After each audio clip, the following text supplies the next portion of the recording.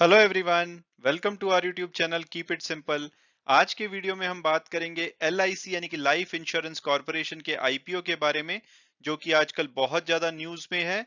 और इसको लेकर के काफी कंफ्यूजन है कि अगर आप एलआईसी के एम्प्लॉयज हैं या पॉलिसी होल्डर हैं तो आपके लिए क्या कुछ रिजर्वेशन रखा गया है, आपको क्या डिस्काउंट भी मिलेगा। तो इन सभी टॉपिक्स को हम इस वीडियो में डिटेल में डिस्कस करेंगे। और आगे बढ़ने से पहले अगर आपने अभी तक चैनल को सब्सक्राइब नहीं किया तो प्लीज सब्सक्राइब करके हमें मोटिवेट कीजिए। तो सबसे पहले आज के वीडियो की हम शुरुआत करेंगे एक क्वेश्चन से। जैसा कि एलआईसी के आईपीओ को बोला जा रहा है कि इससे सरकार लगभग 65,000 करोड़ रुपए रेस कर सकती है, और अगर ऐसा होता है तो ये भारत की हिस्ट्री का सबसे बड़ा आईपीओ हो जाएगा। इससे पहले अगर भारत के इतिहास की बात करें तो पेटीएम का आईपीओ जो कि 2021 में आया था, वो अभी तक का सबसे बड़ा आईपीओ है, जिससे कि 18,000 करोड़ रुपए के आसपास रेस किए गए थे। तो आज का क्वेश्चन ये है कि दुनिया का सबसे बड़ा आईपीओ आज तक कौन सा है, यानी कि ऐसा कौन सा आईपीओ जिससे कि सबसे ज्यादा पैसा रेज किया गया है।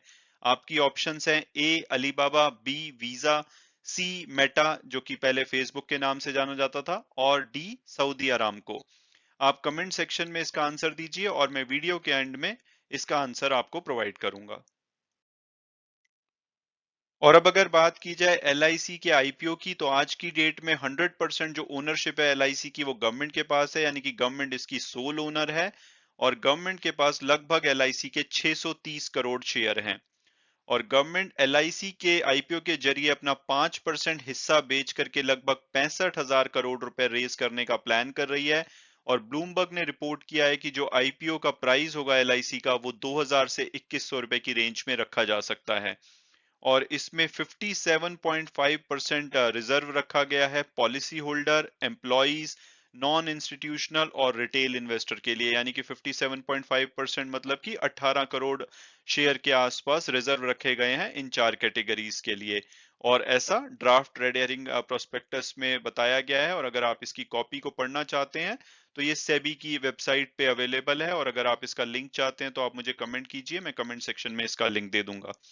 और इसमें जो एम्प्लॉइज के लिए रिजर्व रखे गए हैं शेयर, वो 5% है, यानी कि 1,58,00,000 शेयर्स एम्प्लॉय के लिए रिजर्व रखे गए हैं। और इसके अलावा 10% पॉलिसी होल्डर्स के लिए रिजर्व रखे गए हैं, यानी कि जिसके पास एलआईसी की पॉलिसी है उनके लिए 3,16,00,000 शेयर रिजर्व रखे गए हैं। और जो इसमें मैक्सिमम लिमिट होगी, यानी कि अगर आप रिजर्व कैटेगरी में आते हैं तो आप मैक्सिमम कितने शेयर्स के लिए अप्लाई कर सकते हैं, तो वो जो मैक्सिमम कैप है वो 2 लाख की, यानी कि 2 लाख के शेयर आप अप्लाई कर सकते हैं ईच कैटेगरी में। और अब अगर हम पॉलिसी होल्डर रिजर्वेशन की थोड़ी डिटेल में डिस्कशन करें, तो 26 करोड़ टोटल एलआईसी के पॉलिसी होल्डर्स हैं, जिनके लिए 3,16,00,000 शेयर्स को रिजर्व रखा गया है। लेकिन इसका बेनिफिट सिर्फ उन्हीं पॉलिसी होल्डर्स को मिलेगा जिनका की पैन लिंक होगा इनकी पॉलिसी के साथ, और इसके अलावा उनके पास डीमैट अकाउंट होगा, यानी कि ये मिनिमम क्राइटेरिया है अगर आपको पॉलिसी होल्डर रिजर्वेशन का फायदा उठाना है। इसके अलावा आपके मन में शायद ये क्वेश्चन होगा कि अगर हमारे पास पॉलिसी है तो क्या हम एक application as a policy holder और एक application as a retail category में अप्लाई कर सकते हैं। तो उसका आंसर है बिल्कुल, आप ऐसा कर सकते हैं। ऐसे में आपकी जो मैक्सिमम लिमिट है वो 4 लाख की होगी। 2 लाख रुपए के आप अप्लाई कर सकते हैं एज ए पॉलिसी होल्डर, और 2 लाख के शेयर आप अप्लाई कर सकते हैं रिटेल कैटेगरी में। और ये दोनों ही एप्लीकेशन आप same demat account, same pan number से अप्लाई कर सकते हैं, और ये वैलिड होंगी। और इसके अलावा पॉलिसी होल्डर के लिए कोई लॉक इन पीरियड भी नहीं है, यानी कि जिस दिन भी लिस्टिंग होगी एलआईसी के शेयर्स की स्टॉक एक्सचेंज पे, उसी दिन आप इनको बेच सकते हैं। तो आप शायद सोच रहे होंगे कि भाई अदरवाइज भी तो लॉक इन पीरियड नहीं होता। तो लॉक इन पीरियड होता है, लेकिन वो एंजल इन्वेस्टर के लिए होता है। उनके लिए 1 महीने का लॉक इन पीरियड होता है, तो वो अपने शेयर्स को पहले दिन नहीं बेच सकते। लेकिन आप अगर पॉलिसी होल्डर की तरह अप्लाई करते हैं तो आप अपने शेयर्स को लिस्टिंग के पहले दिन बेच पाएंगे। और इसके अलावा कुछ जगह पे बात की जा रही है कि भाई क्या हमें डिस्काउंट भी मिलेगा, जैसे 2000 से 2100 रुपए प्राइस रखा जाता है नॉर्मल शेयर होल्डर के लिए, तो क्या पॉलिसी होल्डर को कुछ डिस्काउंट मिलेगा? तो इसको अभी तक अनाउंस नहीं किया गया है। हालांकि कुछ ऐसी चर्चा है कि अप टू 10% का डिस्काउंट एलआईसी ऑफर कर सकता है पॉलिसी होल्डर्स के लिए। और अब अगर हम पॉलिसी होल्डर की एलिजिबिलिटी की बात करें, तो पॉलिसी होल्डर के पास डीमैट अकाउंट होना चाहिए, और ये जो डीमैट अकाउंट है ये पॉलिसी होल्डर के नाम पे होना चाहिए, यानी कि वो किसी और के डीमैट अकाउंट से अप्लाई नहीं कर सकते, उनके नाम पे डीमैट अकाउंट होना चाहिए। और दूसरी जो एलिजिबिलिटी कंडीशन है वो ये है कि आपको अपनी पॉलिसी को पैन के साथ लिंक कराना पड़ेगा, और इसकी जो लास्ट डेट है वो 28 फरवरी है। और ये बहुत ही इजी प्रोसेस है, आप ऑनलाइन जाके अपने पैन को पॉलिसी के साथ लिंक करा सकते हैं, या आप किसी भी एलआईसी ऑफिस में अप्रोच करके ये काम करा सकते हैं। अगर आपको ये लिंक चाहिए तो आप मुझे कमेंट सेक्शन में लिखिए, मैं आपको ये लिंक प्रोवाइड कर दूंगा। बहुत ही सिंपल प्रोसेस है, आप 1 मिनट के अंदर अपने पैन को लिंक करा पाएंगे। और अगर आपके पास जॉइंट लाइफ पॉलिसी, यानी कि हस्बैंड वाइफ के पास मिलके एक पॉलिसी है, तो उस केस में एक ही जो पर्सन है वो अप्लाई कर सकता है पॉलिसी होल्डर रिजर्वेशन कैटेगरी में। और जो भी पर्सन डिसाइड करता है कि भाई मैं पॉलिसी होल्डर रिजर्वेशन कैटेगरी में अप्लाई करूंगा, तो उसको अपना पैन नंबर इस जॉइंट पॉलिसी के साथ लिंक कराना होगा। और जो डीमैट अकाउंट है वो भी पॉलिसी होल्डर के नाम पे होना चाहिए जो कि रिजर्वेशन के लिए अप्लाई कर रहा है। और मान लो कि आपका जो डीमैट अकाउंट है वो जॉइंट अकाउंट है, तो उस केस में आप प्राइमरी होल्डर होने चाहिए पॉलिसी होल्डर रिजर्वेशन के लिए। इसके अलावा आप इंडिया में रिजाइड करने चाहिए जब ये बिड ऑफर पीरियड ओपन होता है, यानी कि एनआरआईज को पॉलिसी होल्डर का डिस्काउंट नहीं, और पॉलिसी होल्डर का रिजर्वेशन का फायदा नहीं मिलेगा। हालांकि वो रेगुलर जो रिटेल कैटेगरी की ऑप्शन है उसमें वो अप्लाई कर सकते हैं, लेकिन पॉलिसी होल्डर के रिजर्वेशन के लिए उनको इंडिया में रिजाइड करना जरूरी है। इसके अलावा जो पॉलिसी है वो उनके पास 13 फरवरी से पहले इशू होनी चाहिए, यानी कि जो ड्राफ्ट प्रोस्पेक्टस की डेट थी।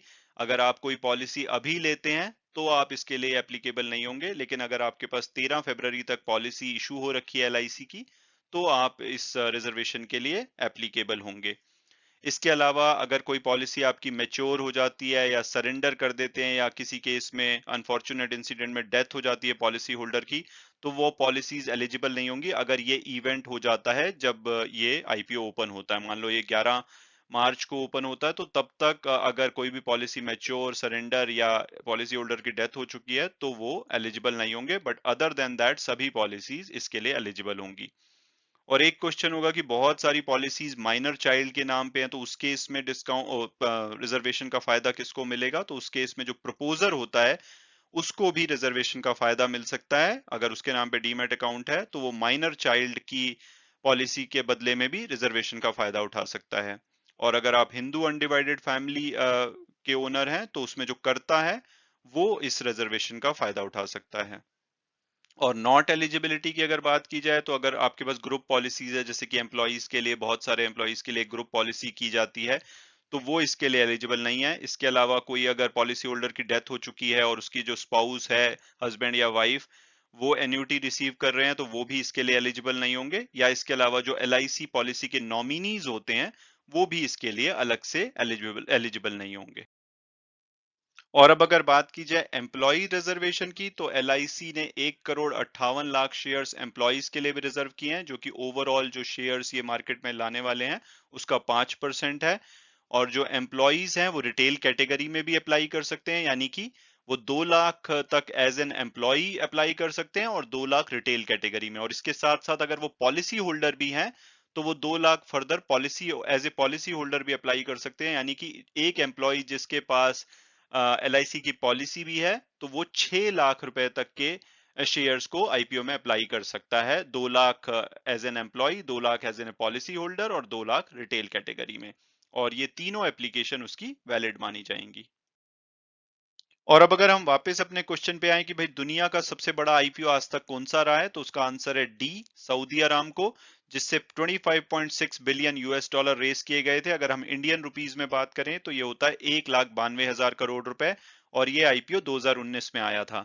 और अगर हम एलआईसी को इससे कंपेयर करें तो एलआईसी से 65,000 करोड़ रुपीज रेस किए जाएंगे, यानी कि यूएस डॉलर टर्म्स में बात की जाए तो लगभग 8.5 से 9 बिलियन यूएस डॉलर के बीच में। इसके अलावा अगर जो और ऑप्शंस की बात की जाए तो अलीबाबा आज तक का दूसरे नंबर का आईपीओ रहा है, जिससे कि 21.8 बिलियन यूएस डॉलर रेस किए गए थे। इसके अलावा वीजा से 17.4 बिलियन, और मेटा यानी कि फेसबुक से 16 बिलियन डॉलर रेस किए गए थे। और मैं उम्मीद करता हूं कि आपको वीडियो अच्छा लगा होगा और आपने कुछ नया जाना होगा। अगर आपके कोई भी क्वेश्चन है तो आप कमेंट सेक्शन में उनको मेंशन कीजिए, मैं डेफिनेटली उनका आंसर देने की कोशिश करूंगा अगर मुझे पता है। और अगर मुझे उसके आंसर नहीं पता तो मैं उसको रिसर्च करके भी आपको डेफिनेटली जवाब दूंगा। Thanks so much for watching the video and God bless you all.